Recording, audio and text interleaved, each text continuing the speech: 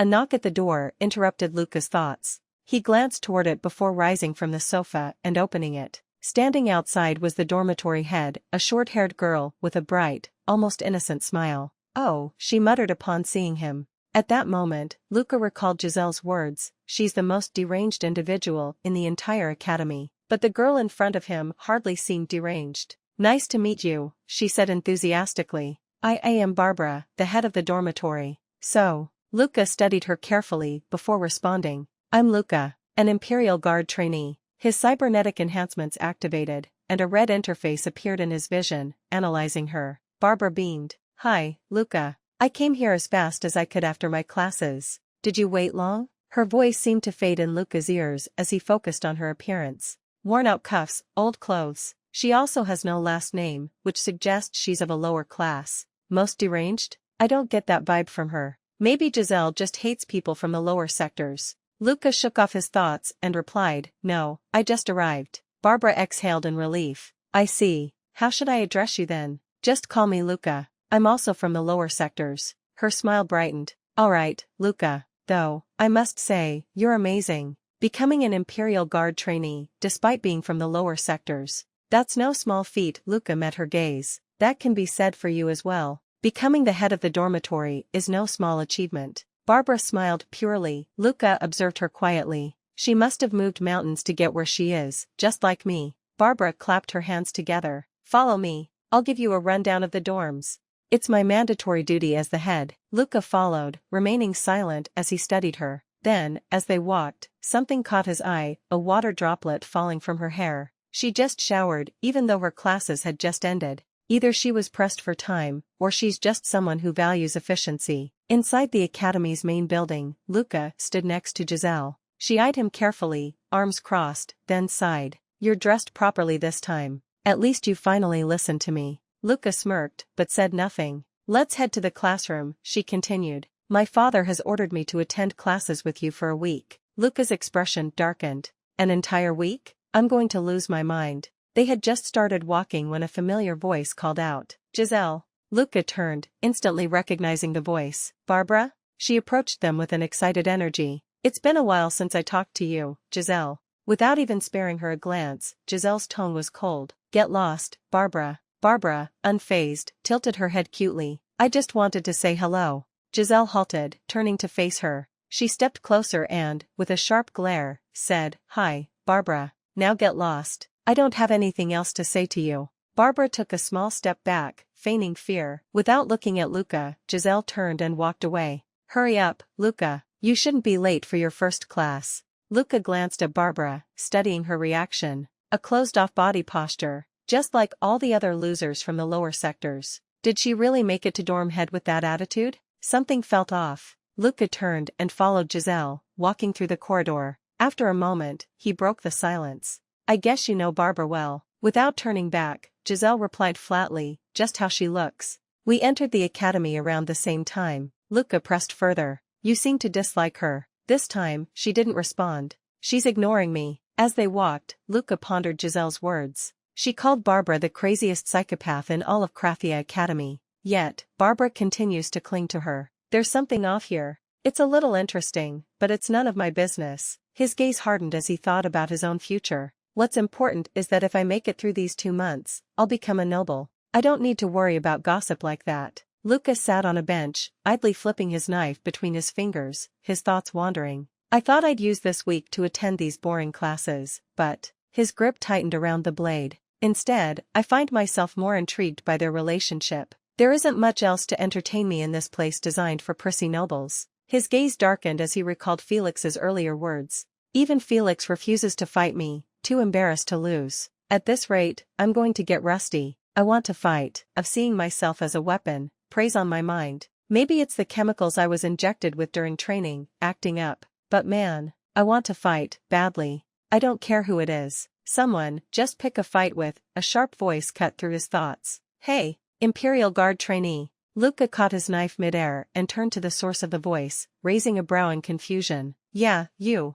A noble boy with neatly styled brown hair stood before him, clearly seething. "You've been clinging to Miss Giselle all week. What's your relationship with her?" Luka smirked. "I don't think I'm required to answer that question." "Why, you got the hots for Giselle? The noble's face turned crimson. Luka studied him for a moment before sighing, shaking his head. Giselle? Really? Of all people, you've fallen for her? With a dismissive chuckle, Luka closed his eyes and muttered under his breath, what do you even like so much about that bitch? The word struck like a match to gasoline. You fucker, take that back right now. The noble lunged, throwing a wild punch aimed at Luka's face. In an instant, Luka's instincts activated. His cybernetic enhancements kicked in, archees flowing through his system. Time slowed. With effortless precision, Luka sidestepped the attack and caught the noble's wrist midair. The boy let out a startled yelp as Luka's grip tightened, stopping him in his tracks. Luka exhaled through his nose, annoyed. I can't believe I'm venting my frustration on someone like this. Get a grip, Luka. The noble boy, now red-faced and trembling, groaned in frustration, eyes glistening with unshed tears. Ugh, so, you're really not in any kind of relationship with Giselle? He collapsed onto the bench beside Luka, clutching his wrist. Luka tilted his head, yup. Then, Luka smirked. Now, let me ask you something. The noble shot him a wary glance. And why the hell would I answer you? Luka clenched his fists. Damn it, I want to beat this fucker's ass so bad. He took a deep breath, pushing down his frustration before muttering through gritted teeth, I'll tell Giselle you're a nice guy. Then, without missing a beat, he asked, why does Giselle hate Barbara? The boy hesitated for a moment before responding, that wasn't always the case. It's because she was cursed by that witch. Luka narrowed his eyes. Cursed? And who's the witch? The boy scoffed. I'm talking about Barbara. Anyone close to her always ends up involved in some incident where androids go haywire. That very AI system, renowned for its efficiency, starts acting up every single time she's around. So we've named it Barbara's curse. Luka frowned, considering the probability. Statistically, that does seem unlikely, but that's not Barbara's fault. The noble slammed his hand on the bench. That's what makes it so creepy. What kind of person eagerly looks for new friends when they know anyone close to them is in danger? So, everyone stays away from her. That's why she's the dormitory head, a position with no benefits and tons of duties. Luka tapped his finger against the bench, deep in thought. So, she wasn't made dormitory head because of her abilities. The boy suddenly pointed toward a nearby group. See? Even now, she's— Luka followed his gaze just as a glass of water tumbled, drenching Barbara. A girl with striking orange hair smirked, feigning innocence. Oops, it slipped. I'll wash your clothes for you, so strip. Barbara gave a nervous chuckle, attempting to play it off. Right here? I'm alright. I'll go change in my room. The orange-haired girl tilted her head mockingly. Huh? You all heard that, right? Haha. Did Barbara just fucking refuse my kindness? Strip and hand over your clothes. I'll return them crisp and clean. Barbara hesitated, closing her eyes as if suppressing an inner conflict. Then, moving her hand toward her collar, she prepared to comply. Luka's gaze sharpened. I get it now. The same thing must have happened the day she gave me the tour of the dorms. That's why, even though she was short on time, she still had to wash up. His grip tightened around the knife in his fingers. You're in luck, Barbara. With a flick of his wrist, the blade spun through the air, slicing cleanly through the glass in the orange-haired girl's grasp. The shattered pieces tumbled to the ground. A piercing shriek filled the air. Kaya! Luka strode forward, standing inches from the group, his voice low and dangerous. Cut it out and fuck off. The red-haired girl scowled, her anger flaring. Do you even know what you're doing? Luka cut her off coldly. I don't care if you're a woman. I'll hit you right in the face. The sheer menace in his voice made them freeze. Then, one by one, they turned and walked away, their pride wounded. As Luka watched them disappear, a soft voice called from behind him. Hey, Luka. He turned, meeting Barbara's gaze. Her damp hair clung to her face, her expression unreadable, until she suddenly smiled sweetly, her voice light and innocent. Thank you. Luka grinned in return, a mischievous gleam in his eye. Am I close enough to be attacked by crazy androids now? Then, a smirk curled on his lips as a thrilling thought crossed his mind. If staying close to her means androids will attack me, then I should stay even closer. My hands are itching for a fight. Panting heavily, Enrico Locken wiped the sweat from his brow, his face pale with worry. That woman was Kalisa Kano. Huff, Luka, you messed with the wrong person. Luka furrowed his brows, analyzing the situation. He pulled me aside in such a hurry. What was so urgent? He crossed his arms and replied nonchalantly, I know who she is. A powerless family like hers won't cause any trouble. Enrico's expression darkened. That's just a front. The Kano family runs a gang in the lower sectors. They make their money through illegal trade. They're probably looking up your identity as we speak. Luka smirked, his voice dripping with amusement. Then I hope they make a move soon, because I'm bored as hell right now. Enrico groaned in frustration. Just be careful, they're notorious for seeking payback if Kalisa is attacked in any way. They even started going after Barbara for that reason, because Kalisa's boyfriend got cursed by her. Luka raised an eyebrow, his mind turning over the information. I'll keep that in mind. Just then, his attention shifted as he noticed Giselle approaching, looking as irritated as ever. Luka glanced at Enrico, a mischievous idea forming in his mind. Why don't you say hi to Giselle? You like her, right? Enrico's face turned beet red in an instant. I'm happy just admiring her from afar. Just don't forget, you promised to put in a good word for me, okay? See you. Before Luka could respond, Enrico turned and bolted as if his life depended on it. Giselle watched his retreating figure with mild disgust before turning to Luka. I see you've already made a friend. Luka shrugged. Well, yeah. His name's Enrico Locken. He's nice and kind. Giselle let out a low chuckle, her lips curling in a smirk. You think so? He gives me the creeps. It feels like he's always somewhere near me. Luka glanced at Enrico vanishing into the distance, then back at Giselle. I'm sorry, Enrico. No matter how hard you try, there's no point shooting your shot, even in the dark. The scene shifted to the office of Professor Gide Alban, the dean of the Imperial Guard cadets. A man with striking white hair sat behind his desk, casually twirling Luka's knife between his fingers.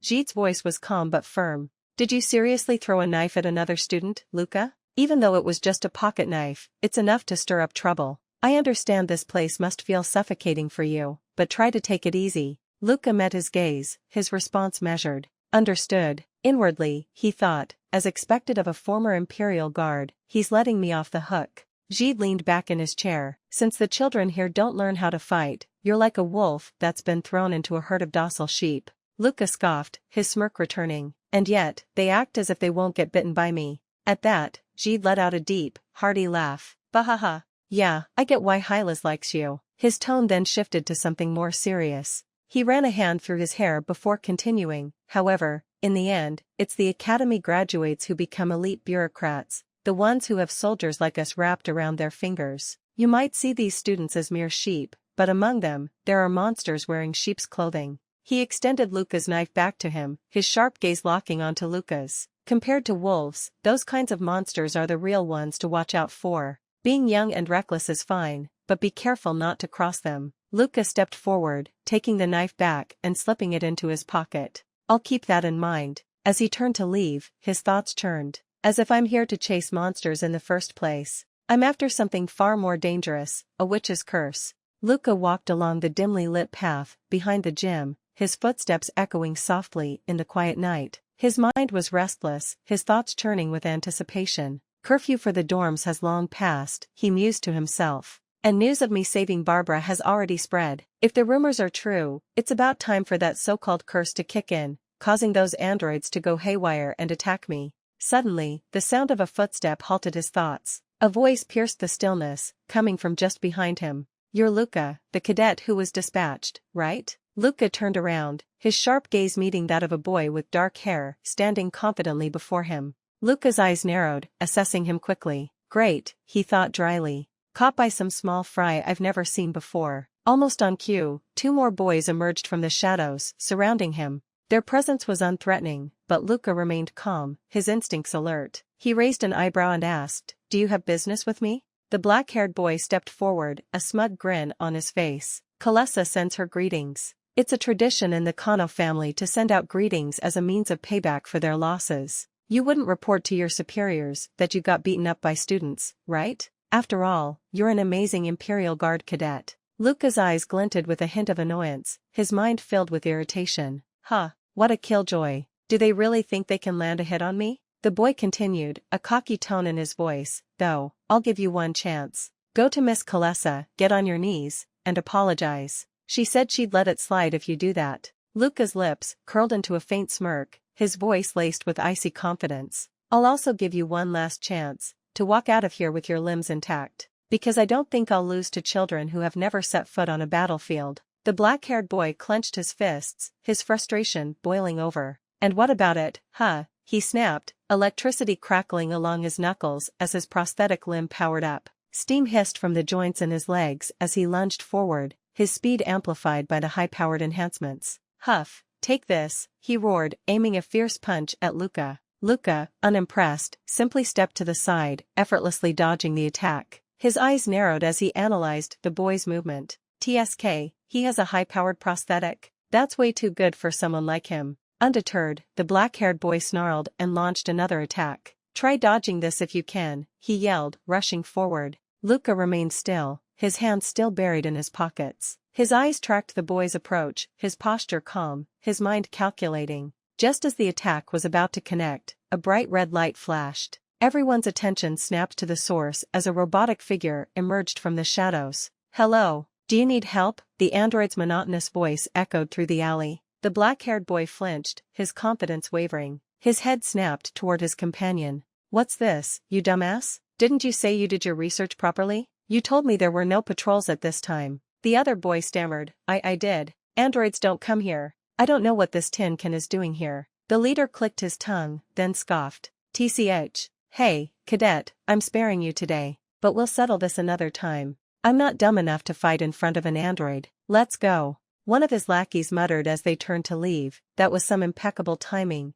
Tin can. The android's glowing red eye flickered. Do you require my help? One of the boys scoffed. No, I don't. Get lost. The robot's body jerked unnaturally, blocking the boy's path. That's simply impossible. Its voice glitched, words distorting in a mechanical stutter. Luka, still silent, watched intently. Then, a surge of energy pulsed through the android. Its red lights flared dangerously, and in an instant, it lashed out. Crack! Its metallic fist connected with one of the boy's heads. A sickening squelch followed. Blood exploded outward in every direction as the student's head was obliterated, reduced to nothing in the blink of an eye. His friends froze in horror, their faces pale as they stared at the headless corpse, crumpling to the ground. Luka remained still, watching the scene with a sharp, unreadable gaze. The black-haired boy stumbled backward. The android crouched, its joints whirring as it prepared to strike again. Then, with a burst of speed, the machine lunged toward the black-haired boy, its glowing red eyes locking onto its next target.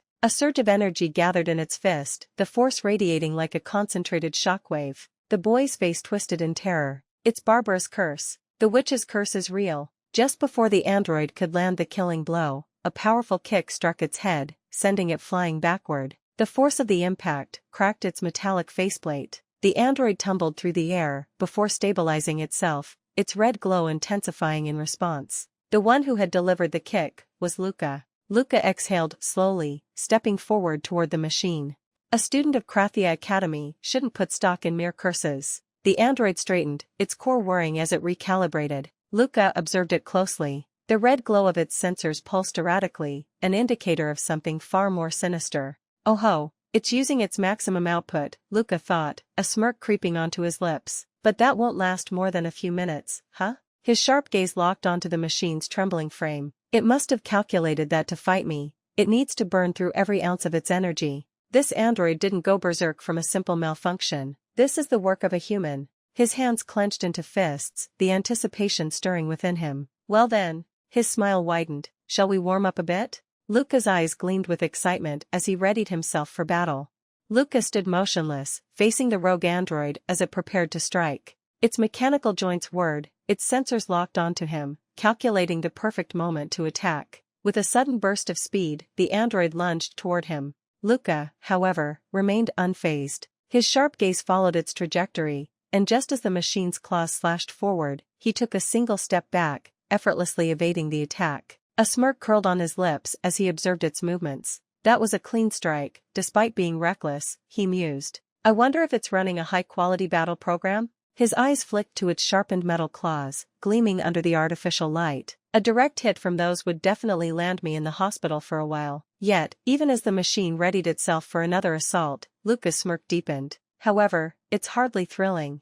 A familiar itch stirred within him, a craving that normal battles never satisfied. I need more, something that truly sets my dopamine on fire. The android lunged again. Luka met its advance with a powerful kick to its face, sending it skidding backward. Despite the impact, the machine barely faltered. It steadied itself almost instantly, recalibrating, its glowing red optics narrowing as if reassessing its opponent. Luka's grin widened. Something That's different from your ordinary android. The machine launched another attack, leaping into the air, to strike from above. Luka, already anticipating its movement, exhaled slowly. His fingers twitched with excitement. Hurry up and surpass my expectations. In a sudden motion, he flicked a knife into the air. The blade whizzed past the android's head, forcing it to momentarily shift its attention toward the projectile. That split second of distraction was all Luka needed. With lightning-fast reflexes, he leaped onto the android's back, locking both of its arms behind it in a ruthless hold.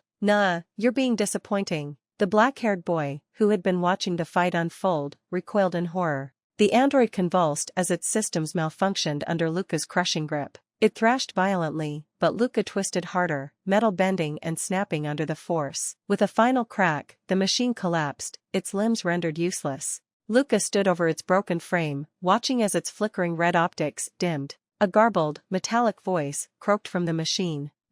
Questing, back up. Luka's left eye glowed a deep crimson as he turned his attention toward the black-haired boy, who had previously challenged him. Hey, I thought you were itching to fight me to the end. Why don't you start taking this seriously now that we're done warming up? The boy's breath hitched.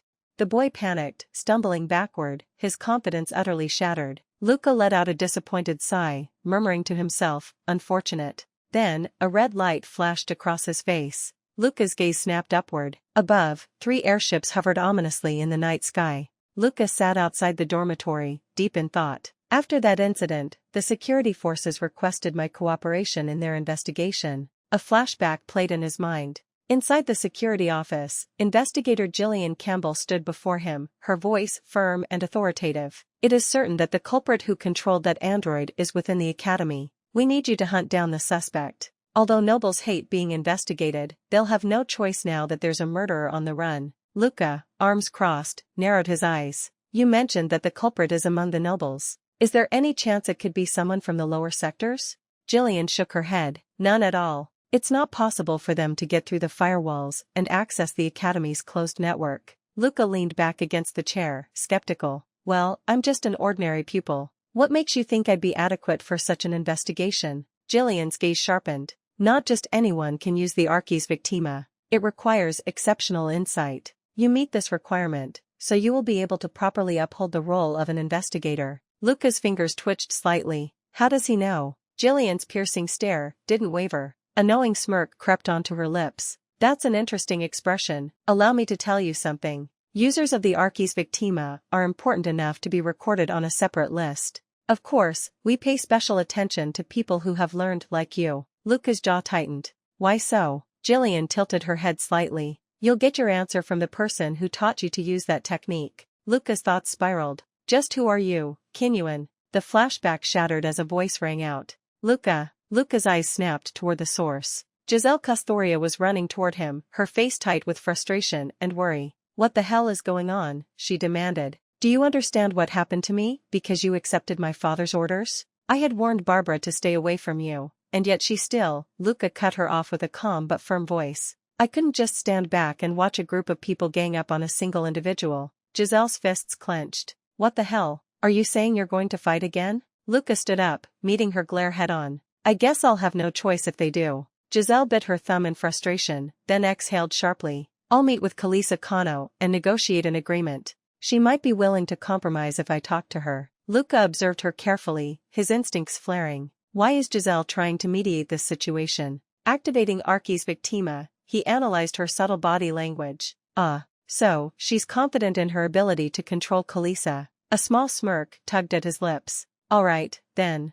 I'll go ahead and meet with Kalisa. I'd rather not attract the attention of the chief. Giselle's eyes widened in disbelief. You. Luka, however, had already turned away, his mind racing. There's also something that I need to check. Luka sat across from Kalisa Kano, watching as she moved a chess piece with deliberate slowness. Her voice dripped with venom. What I'm saying is, Barbara hit on my boyfriend first. Luka, leaning back slightly, observed her carefully before responding. You don't seem like someone who'd just let that happen, though. Are you sure you didn't send your boyfriend to Barbara on purpose? Kalisa's expression darkened. What? Luka pressed his fingers against the chessboard and continued. How could he disagree with you when you threatened to send your people after him? Just like you did with me before. The black-haired boy, Khaleesi's boyfriend, the same one who had ambushed Luka before the android attack, narrowed his eyes and muttered, "Khaleesi sends her greetings." Luka scoffed. "It's a family code, isn't it? Revenge, the so-called way of the Kano family?" His gaze flickered back to Khaleesi. "Didn't you just need an excuse to mess with Barbara?" Standing to the side, Giselle watched the exchange. Khaleesi's temper flared. She slammed her fist down on the chessboard, knocking over several pieces. "Shut the fuck up. I didn't do anything wrong. I didn't." Giselle's eyes sharpened as she held herself back. Then, in a firm voice, she commanded, "Calm down, Khaleesi." Khaleesi's breaths came fast and uneven. "But, Giselle." Giselle's expression darkened, her gaze piercing. "Khaleesi, that's enough. Do you plan to ignore what I just said?" At her words, Khaleesi flinched. Her shoulders tensed as she cast her gaze downward, panic flashing across her face. She murmured to herself, "Ugh." Giselle turned toward Luka, her voice regaining its composure. "Luka, give me some time to talk to Khaleesi alone." Luka rose from his seat, unfazed. "Sure." Walking outside, Luka let his thoughts race. "Just as I thought, Giselle clearly has the upper hand over Khaleesi. However, that still leaves one question. Why didn't Giselle simply order Khaleesi to stop bullying Barbara? I'll only be at the academy for 2 months. It would have been easier to do that rather than mediate a conversation between us. No?" Before he could think further, Giselle emerged behind him, pressing a hand to her temple in frustration. "Huh. I even hoped she wouldn't cause a scene like this. I thought you had no intention of causing trouble." Luka turned to face her. "I merely wanted to test my theory that androids can't be controlled by anyone other than nobles. Khaleesi just happened to be one of those people who hated Barbara." Giselle's frustration deepened. "Hey, who do you think you are? Stop pretending to be a detective. Plenty of investigators are already working on this case without you getting involved." Luka smirked slightly. "I'm sure those investigators will have a great time extracting information from nobles." Her brows furrowed. "Are you mocking me?" "I'm just telling the truth," Luka replied smoothly. "It's similar to how you can shut Khaleesi down with a single word, isn't it?" Giselle narrowed her eyes. "The family name is an important part of noble society. Khaleesi is merely in a position where she can't ignore my words. That's all." Luka's next words made her flinch. "Is that why you ordered Khaleesi to bully Barbara?" A flicker of something, panic, crossed Giselle's face as she tried to regain her composure. "What are you trying to imply?" Luka's tone remained casual, but his words cut deep. "Someone who hated Barbara just happened to have the right chess piece for the problem, and they merely used their resources. That's all I'm saying." Suddenly, Giselle stepped forward and grabbed Luka's shirt collar, yanking him slightly closer. Her voice was low, seething. "You better stop talking with that mouth of yours." Then, instead of pushing him back, she leaned her forehead against his chest, exhaling shakily. "Did all those mechanical enhancements mess with your brain cells? Seriously, you?" Her grip loosened. She released his shirt and stepped away, visibly flustered. I am sorry, I shouldn't have." Abruptly turning on her heel, she walked away, forcing herself to regain composure. "Anyway, you better be ready to pay for it if you cause another issue." Luka activated Arcie's Victima, watching her retreating figure. Based on the circumstances, Giselle is the most suspicious. However, something is off. Why does it seem like Giselle is afraid? The deeper he looked, the more questions emerged. The insight of the Arcie's Victima is only causing more confusion. Luka sat beside Barbara, watching as she eagerly pushed a sandwich toward him. Her eyes sparkled with forced enthusiasm. "Luka, please accept this." Luka eyed the sandwich with suspicion and asked, "Barbara, what's the meaning of this?" Barbara, feigning innocence, clasped her hands together and smiled. "You saved me from Khaleesi. I made this as a thank you. And while you're staying at the academy, is it okay if I cook for you?" Luka's gaze hardened. "I'll pass. I don't want to cause any misunderstandings." Barbara's smile faltered for only a moment before she responded softly, "I'm fine with misunderstandings." Luka activated Arcie's Victima, analyzing her body language, her tone, the subtle shifts in her expression. "Does Barbara really like me? Even so, something doesn't feel right." His instincts screamed at him. Something was off. He leaned forward slightly, studying her. "Barbara, why do you keep trying to make contact with me when you know the uncontrollable androids will keep targeting you? Do you want me to get caught in danger?" Barbara's expression didn't waver, her voice dripping with innocence. "Of course not. I just don't know what to do. Why is all of this happening?" Luka's eyes narrowed. "She's hiding something." He needed to push her. He smirked slightly and said, "The reason Khaleesi was bothering you is because of Giselle's orders. Giselle won't stop until she gets what she wants." Barbara's smile didn't falter, but her voice lost its softness. I'm already aware of that. Luka tensed.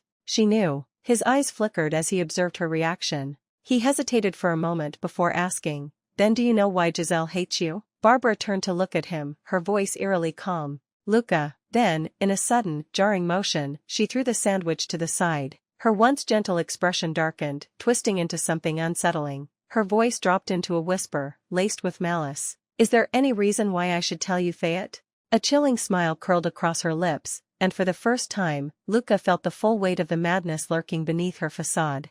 To be continued. This is it for today's episode. If you enjoyed the story, don't forget to subscribe and leave a comment. See you in the next episode, stay tuned.